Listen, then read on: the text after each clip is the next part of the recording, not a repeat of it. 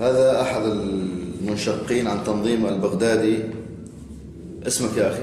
أبو الوليد التونسي. أبو الوليد التونسي. أين كنت تعمل؟ كنت أعمل في الطبية ولاية الرقة، في طبية ولاية الرقة، مشفى علاج الأمراض النفسية والإدمان.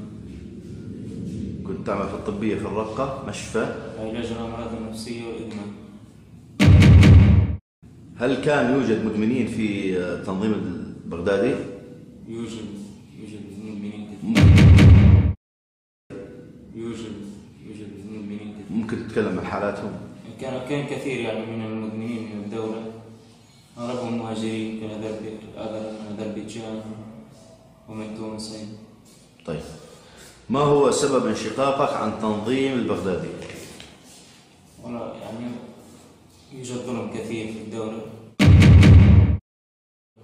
تنظيم الدولة يوجد ظلم كثير، يعني لما تريد أن تتكلم أو تصلح مباشرة إلى السجن بتهمة شق الصدر، تأتي الأمنيين ويأخذونك إلى السجن مباشرة، لا تقدر تفعل شيء، يقتلون المهاجرين، يقتلون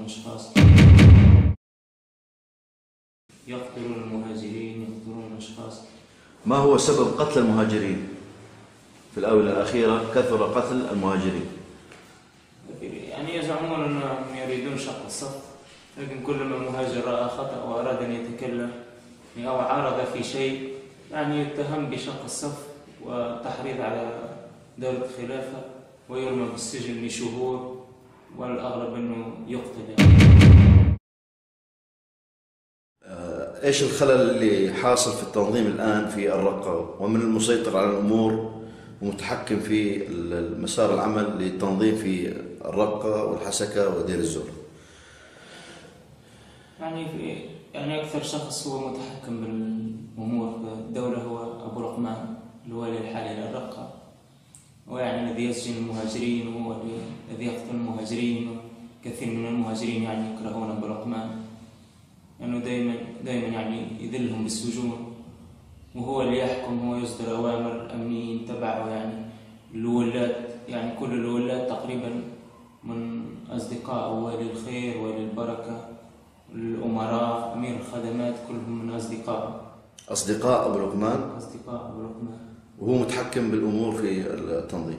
نعم، أبو رقمان هو الذي يتحكم بالأمور في التنظيم في الشام. يعني الغالب على المهاجرين الآن إيش يتهمون أبو رقمان؟ يتهمونه بماذا؟ يعني المهاجرين يعني يكرهون أبو رقمان كره شديد، في منهم حتى يقول إنه على قتله المهاجرين هذا يجوز يطلع عميل، يعني يقولون هيك مهاجرين كثير يجوز يطلع عميل قتله للمهاجرين هيك. يعني مو 100 مهاجر، كثير مهاجرين من جنسيات مختلفة يعني قتلت من إجت لهنا. الأسباب مجهولة، أسباب قتلهم. هم يعني دائما يزعمون تحريض كل شيء، لكن كلما سأل أخ عن الشخص هذا لماذا قتل يعني يقولون ليس لك علاقة، ويسجنونه معه. إذا لحق يسأل عنه لماذا تم سجنه ويقولون ليس لك علاقة، ولا يعطون حتى الأدلة يعني عن الأفعال التي يتهمون بها الأشخاص. الخلاف الحاصل بين جماعة بن علي والحازمي، ممكن تتكلم عنه؟ في جماعة في الدولة تتبع أحمد الحازمي. من وين أحمد الحازمي هذا؟ من الجزيرة، من السعودية. يتبعون أحمد الحازمي، يعني كأبو جعفر الحطاب التونسي ومصعب التونسي الذين قامت الدولة بقتلهم. يعني كانوا يكرهون تركي بن علي مفتي الدولة الإسلامية الأول، مسؤول ديوان بن الثاني، كانوا يكرهونه كره شديد. مفتي الدولة الأول؟ مفتي الدولة. إيش اسمه؟ تركي البن علي. من وين؟ من البحرين. بحريني. والحازمية من شيخهم؟ أحمد بن عمر الحازمي. أحمد بن عمر الحازمي، جزراوي. تمام. إيش الخلاف الواقع بينهم الآن؟ يعني يقع كثير ممن يتبعون الحازمي يعني يكفرون الدولة ويكفرون بغداد، وجماعة تركي بن علي يعني هم الذين كانوا يناظرونهم في الرقة. يعني يحصل بينهم مناظرة، لأنه حصلت مناظرة يوم بين تركي بن علي وأبو جعفر الحطاب أمام أبو بكر البغدادي، يعني كانوا يكرهون بعض، ثم تم أسر جميع الذين يتبعون أحمد بن عمر الحازمي كأبو جعفر الحطاب يعني وتم قتلهم في ظروف مجهولة الله أعلم. كانوا يقولون يعني أنهم يعدون قتال الدولة، ولهم فتوى من أحمد بن عمر الحازمي بالانشقاق عن الدولة وقتالها. هذا الخلاف الحاصل بين الحازمية وابن علية، وهم على استعداد الآن للانشقاق والقتال ضمن الرقة ودير الزور والحسكة. هم الآن يعني كثير منهم يعني الذين لم تقتلهم الدولة الآن خارج السجن ولا يستطيعون التكلم، يعني يكتمون ما يعتقدونه، لكنهم يعني يكرهون التنظيم، وفيهم حتى من يكفره ولكن يكتم لا يستطيع أن يقول. يكرهون التنظيم وفيهم يعني من يكفرونه إلى الآن لكن لا يستطيعون الصدع بهذا. طيب، الغلو الموجود أو المذكور هناك عن أبو بكر البغدادي، إيش الغلو في أبو بكر البغدادي؟ ممكن تتكلم عنه؟ يعني تقصد الغلو عن الأشخاص الذين يتبعون البغدادي بصفة عمياء؟ نعم. كثير يعني، وأغلبهم من الأنصار يعني ما يأمر البغدادي هو الشرع، ما يفعله البغدادي هو الشرع، يطيعون البغدادي في كل ما يقول. ما أن تتحدث عن البغدادي وتقول أنه أخطأ مباشرة، يعني يقولون اتق الله وكأن هذا كفر، يعني حتى لو سببت الله أمامهم يعني لا يغيرونك. كلهم في هواتفهم صور البغدادي، يعني صاروا يعني غلو في الصالحين، يعني ينتهجون نهج الغلو في الصالحين في البغدادي في محمد العدناني، يعني بصفة غريبة.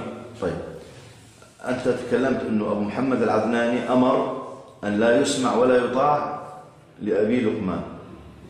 ممكن تتكلم لنا عن المسألة هذه؟ يعني أبو لقمان كان هو الفاتح الناطق في الشام، كان يتحكم بالشام، فمؤخرا أبو محمد العدناني يعني مسك هو الشام، واصل رمل بعدم السمع لأبو لقمان أبدا، يبقى نفوذه فقط في ولاية الرقة، لا يسمع حد له ويعطيه. وما كانت ردة الفعل عندما وجه لهم هذا الكلام، عندما وجه العدناني الكلام للمهاجرين أو الأنصار أن لا يسمعوا أو يطيعوا لأبي لقمان، فماذا كانت ردة الفعل من الطرف الآخر؟ يعني هذا الأمر يعني كان سري بينهم، هذا الكلام يعني كان سري بينهم، يعني المهاجرين من قبل لا يريدون السمع لأبو لقمان بل بالعكس يكرهون، لكن بالنسبة للأنصار يعني أبو لقمان عنده جماعة يعني كلها سمع وطاعة لأبي لقمان، لا يسمعون لا للعدناني ولا لأحد، خاصة الأمنيين في الشام كلهم تحت سيطرة أبو لقمان. المشاكل التي حصلت في مدينة الطبقة بين الليبيين والتوانسة من أجل ماذا؟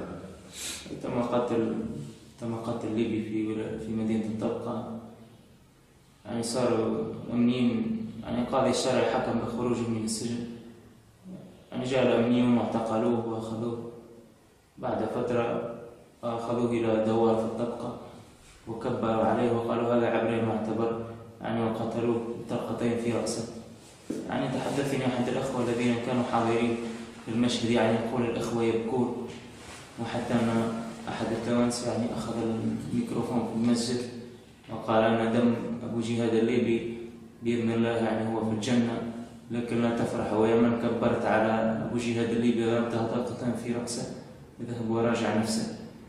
وكان يعني المهاجرين مغتاظين كثيرا، خاصة التوانسة والليبيين مغتاظين في ولاية الرقة، وقد دعوهم لمحاورتهم أحد القادة في الدولة أنه يأتي إلى مدينة الطبقة ويحاور التوانسة والليبيين حتى يهدئهم، ولكن لم يأتي وهم رفضوا، يعني التوانسة رفضوا أنهم يذهبوا إليه.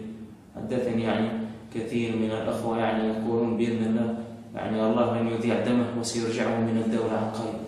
يعني هناك تخبط كثير في صفوف داعش واقتتال بينهم، تصفيات لمصالح شخصية وأموال ونفوذ وحب السلطة، ليس كذلك؟